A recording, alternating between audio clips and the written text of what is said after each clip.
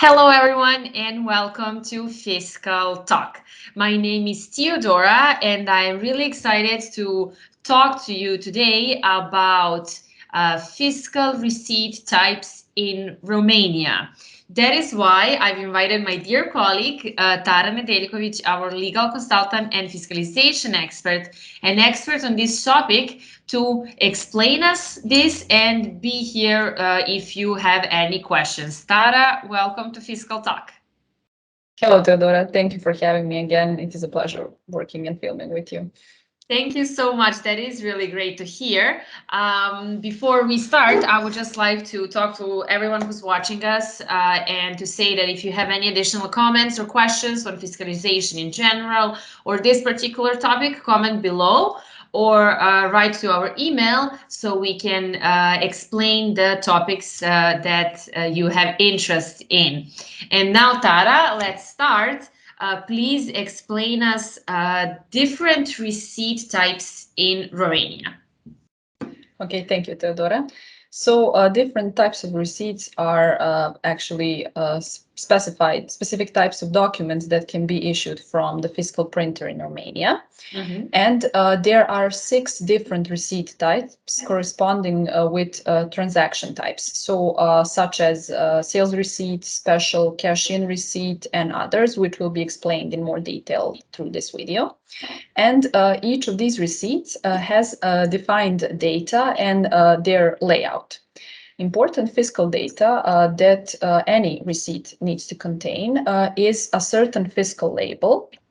Also, there is the signature, which is created also by the fiscal printer.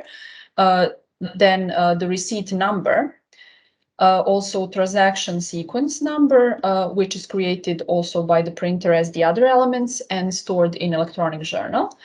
And a unique fiscal code, which is as well just as these other basic elements created by the fiscal printer. When we're talking about the specific receipt types, firstly, there is, we call it receipt type number 1 or the retail sales receipt. So this is the fiscal receipt, which is issued for regular sales. And on this receipt, among many other obligatory elements, it needs to contain a certain label. And this label needs to have written on it in Romanian fiscal receipt. So without this label, you cannot issue a fiscal receipt for sales. Receipt type number 2 is, unlike the first type, a non-fiscal receipt. This non-fiscal receipt is printed as free text in Romania. And it needs to be different than the fiscal receipt, which is enabled with the layout of this document. So it needs to have a distinction from the receipts that are fiscal, and it can contain different advertising messages, logos, and so on. Also, there is a special cash-in receipt as the third receipt type from these types. This document is issued for doing transactions such as initial float, extra float, and others. And this receipt type is also considered to be a non-fiscal receipt in Romania. Other than these, there is also a special cash-out receipt. We've classified it as receipt type number 4. And this document is issued when doing transactions operations such as cash out and different operations that could that don't affect turnover, but consist of taking money out of the cash drawer, different activities. And other than these, there is there are 2 more important to mention. There is the simplified invoice document, also known as the retail sale receipt, that is issued to legal entities. And these receipts need to have additional information which distinguishes them from the regular retail sale receipt.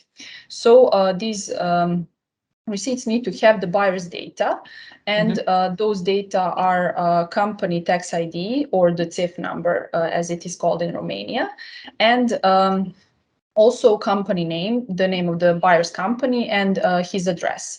But out of all this additional information, only the company tax ID needs to be sent to the tax authorities when transferring the information. And the last receipt type is defined as a special document that is issued for payment correction in Romania. This is also a non-fiscal document, which is created by the fiscal printer and that needs to contain data of both incorrect payment media inserted as well as the data of the correct, the new payment media with specified amounts for both. So it needs to contain data first of what was incorrect payment media and how much did the customer pay with that payment media, and also the correction. Thank you, Tara, for all of these detailed information. I have one question. You mentioned something, just to make sure from all of these documents, which are fiscal and which are non-fiscal. Mm-hmm. Of course, Theodora, this is a great question. So the clients usually ask which of those are actually the fiscal ones, and those are the retail sales receipt, so the standard sales receipt, as well as the receipt which is issued to legal entities, the so-called simplified invoice. Thank you. I just always love to clarify everything for everyone who's watching us to make sure everything is clear. But also, if you have any additional questions, do not hesitate to comment below.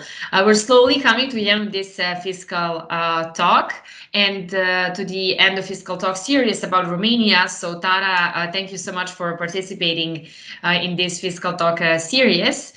We would love to have you again to talk about maybe some other country. What do you say? Of course, Theodora, I'm really glad I could help, and thank you for being the host and helping us to give our clients all this information.